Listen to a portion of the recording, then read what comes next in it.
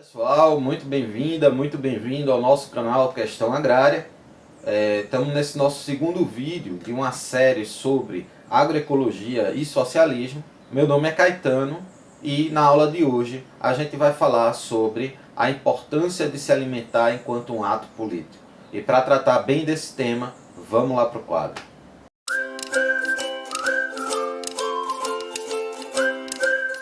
Quando falamos que alimentar-se é um ato político, o que é que a gente está querendo dizer com isso? Bom, o que queremos dizer é que por trás do alimento que você consome há toda uma relação de produção econômica, de produção social e toda uma relação política que há por trás daquele alimento. Então, consumir o alimento não é somente a opção individual de cada um. Ah, não, eu vou ali na prateleira, compro minha barrinha de chocolate, como ela e pronto. Não, há toda uma relação de produção para explicar como aquele alimento foi parar na prateleira do supermercado. Por que é que você está comprando aquele alimento no supermercado e não está comprando aquele alimento ali numa bodega ou no mercadinho do bairro? E também há toda uma relação que trouxe aquele alimento até o supermercado e uma relação da produção daquele alimento. O leite que vai fazer aquele chocolate foi produzido aonde? O cacau foi produzido aonde? Sobre que relações de trabalho? Sobre que formas de produção? Então tudo isso tem a ver com esse debate sobre a alimentação como um ato político. Então é preciso que as pessoas reflitam que o seu ato de consumo ele é sim responsável por várias coisas que existem dentro do meio rural. Por quê? Porque o meio rural ele está completamente vinculado às cidades e às pessoas que estão morando nas cidades. Então, se as pessoas que estão morando nas cidades estão consumindo o alimento de determinada forma, isso vai impactar direto na vida daquelas pessoas que estão nos territórios do campo. Isso também vai impactar diretamente em outras questões que acontecem nesses territórios, como, por exemplo, a questão do meio ambiente, a questão da água e a questão também da própria relação de trabalho. E é nesse debate que a gente vai tentar, de maneira bem sintética, resumir que, basicamente, gente, há duas formas de produção e dois tipos de alimento disponíveis para a sua mesa. Um tipo de alimento é o que a gente chama os alimentos vinculados ao agronegócio. E o outro tipo de alimento são os alimentos agroecológicos, os alimentos de produção local, os alimentos produzidos naquele território, majoritariamente por populações camponesas. E quando a gente fala de agronegócio, a gente está falando de um tipo de alimento que foi usado muito agrotóxico. A gente está falando de uma forma de produção no qual esse agrotóxico e outros insumos químicos, adubos químicos que são colocados no solo, eles vão contaminar o solo, vão contaminar a água, vão contaminar os trabalhadores que estão ali na lavoura, nessa grande lavoura do agronegócio. Para você ter uma ideia, em muitos países do mundo é proibido uma prática que é bastante difundida no Brasil, que é a aplicação do agrotóxico através de avião. Só que o avião, quando está colocando o veneno vai cair em tudo que está abaixo do avião. Então, se tiver uma escola, o veneno vai cair na escola. Se tiver um rio, o veneno vai cair no rio. Se tiver uma floresta, o veneno vai cair na floresta. Se tiver uma cidade, uma vila, o veneno vai cair nessa vila. E essa é uma prática comum de produção de soja, por exemplo, de produção de milho, por exemplo, no Brasil. Então, o milho que você consome ou a soja que você consome está correlacionada com esse tipo de prática. Um outro exemplo que a gente pode dar também, além desse da contaminação, é o desmatamento. Ou seja, o desmatamento hoje que existe na Amazônia, no Pantanal e em outros biomas brasileiros, esse é um desmatamento que ele não é um desmatamento unicamente porque os caras são ruins e estão lá matando a floresta. Mas é um desmatamento que está totalmente vinculado a esse modelo de produção. E a expansão, como é o modelo de produção do agronegócio, ele dá muito lucro, as pessoas estão querendo avançar cada vez mais nas áreas indígenas, nas áreas de floresta, nas áreas quilombolas, para ter o máximo de lucro. E como aqui no Brasil é assim, a questão da terra, a gente já falou sobre isso num vídeo específico. Se o rico invade terra, ele pode tudo. Mas se é o pobre que ocupa a terra para sobreviver, ele é morto, ele é preso, ele é o terrorista. E muitas vezes a gente está falando de populações que estão naquela terra, como no caso dos indígenas, antes da chegada dos portugueses.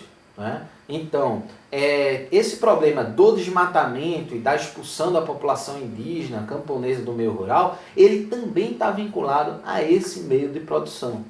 E além disso também existem outros aspectos que fazem parte do agronegócio. Alguns sistemas de produção usam o uso intensivo da água. Então, a agricultura, por exemplo, muitas vezes ela usa muito mais água do que uma cidade. A produção de eucalipto é um exemplo disso. A produção de eucalipto da cidade de Aracruz, por exemplo, da Aracruz Celulose, ela consome água de uma cidade do porte de Recife, de Olinda, de Jaboatão. Então, o consumo de água potável ele é muito grande por parte do agronegócio. Outro ponto, há várias áreas no Pará, no estado de São Paulo, que são recorrentes o uso de trabalho escravo.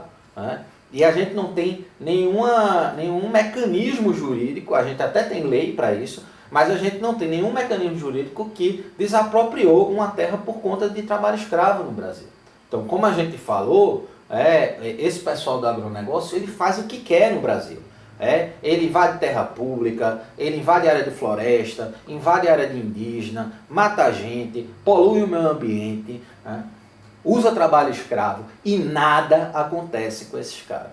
Além disso, temos o próprio problema da transgenia. Por quê? Porque o problema da semente transgênica está altamente vinculado ao uso do agrotóxico e também o problema do desemprego rural. Porque esse processo de maquinário agrícola acabou gerando um grande desemprego nas áreas rurais. Então, o Brasil ele é um país que menos de 2% do território é habitado por 80% da população.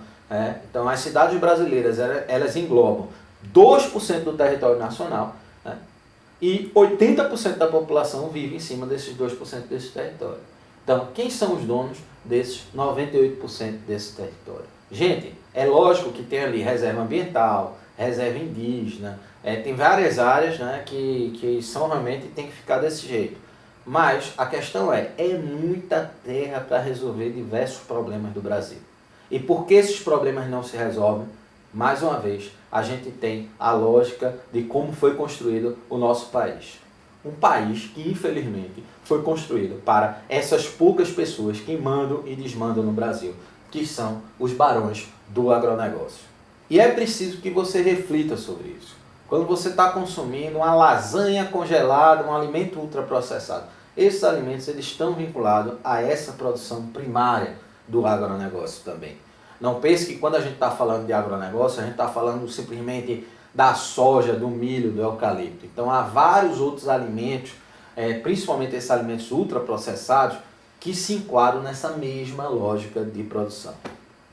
Então é interessante que você tenha consciência e tente consumir cada vez mais produtos vindos da agroecologia, produtos vindos do comércio local, produtos que preservem o meio ambiente e não destruam o meio ambiente, seja na sua forma de produção, porque não contamina o solo, não contamina a água, nem as pessoas, seja contra o desmatamento desenfreado, que é esse desmatamento feito pelo agronegócio, que nessa altura está querendo transformar a Amazônia e um Pantanal numa grande área de pasto, unicamente para ser pecuária extensiva.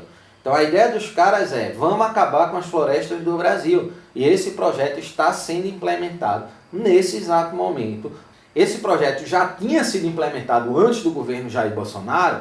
Entretanto, parece que com o governo Bolsonaro, esses barões do agronegócio que mandam e desmandam no Brasil, eles se sentem como se tivesse o sinal verde para, como disse o próprio ministro do Meio Ambiente, passar a boiada, não obedecer nenhuma lei, destruir tudo. E é isso que essas pessoas estão fazendo. E a justiça brasileira, o Congresso Nacional, não está fazendo absolutamente nada que impeça isso. A comunidade internacional também não está fazendo absolutamente nada que impeça isso. Então é um modelo de produção que você também tem a sua responsabilidade nisso.